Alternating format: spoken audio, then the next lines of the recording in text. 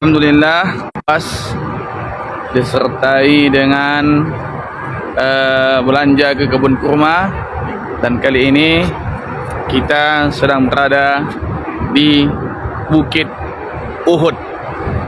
Ini adalah Bukit Uhud yang terjadinya perang Uhud. Panjangnya bukit ini hampir sekitar 7 kilo. Disinilah tempat terjadinya dimananya peperangan Uhud, yaitu adalah peperangan dampak dari balas dendamnya kafir Quraisy ketika mereka kalah di perang Badar.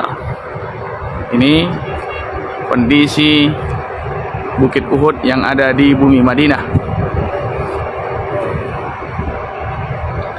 Mesti kita ketahui bersama, mudah-mudahan para jamaah yang melihat live ini Allah panjangkan umur, murah rezeki, sehat badan, insyaallah bisa kemari dan bisa bergabung dengan travel umroh GSN Kota Tanjung Balai. Ini adalah kondisi Bukit Uhud di mana terjadinya peperangan Uhud oleh Nabi Muhammad SAW dan juga para sahabat Nabi Muhammad SAW. Dan perlu kita ketahui bersama, di perang Uhud inilah terjadinya peperangan itu. Di Bukit Uhud inilah terjadinya peperangan Uhud, yang mana di sini perang yang sangat berat dialami oleh Nabi Muhammad SAW. Di perang ini disebutkan dalam riwayat bahwa patahnya gigi Nabi Muhammad SAW dikarenakan gagang pedang dari musuh, sehingga para sahabat memohon agar Nabi mendoakan kecelakaan bagi orang tersebut. Tapi Nabi Muhammad mengatakan, aku diutus bukan untuk melaknat, tapi aku diutus untuk memberikan rahmat. Dan satu riwayat juga disebutkan di dalam riwayat bahwa ketika Uwais Al-Qarni ketika tahu bahwa gigi Nabi Muhammad patah di perang Uhud, lalu beliau patahkan giginya sendiri. Lalu orang pun mengatakan, kenapa engkau sanggup matahkan gigi engkau sendiri, wahai Uwais Al-Qarni? Kata beliau, aku ingin merasakan rasa sakit yang dirasakan Rasul ketika giginya patah di perang Uhud. Hadirin jamaah yang dirahmati Allah Subhanahu wa taala, di perang Uhud ini jugalah tembusnya panah ke baju besi Nabi Muhammad SAW, sehingga saat itu orang-orang kafir Quraisy mengatakan bahwa Muhammad telah meninggal, Muhammad telah mati, Muhammad telah mati. Yang mengejar Nabi saat itu adalah Abu Ubaidah. Datang Abu Ubaidah ketika bercambuknya perang, beliau mencari Nabi Muhammad SAW.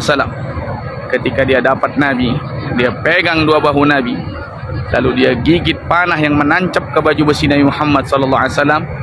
Lalu setelah itu dia hentakkan badan Nabi, tercabut panah, dan tercabut pula lah dua gigi atas, dua gigi Abu Ubaidah. Maka ada suatu istilah mengatakan Abu Ubaidah adalah sahabat yang orangnya masih hidup, giginya sudah ada di surga.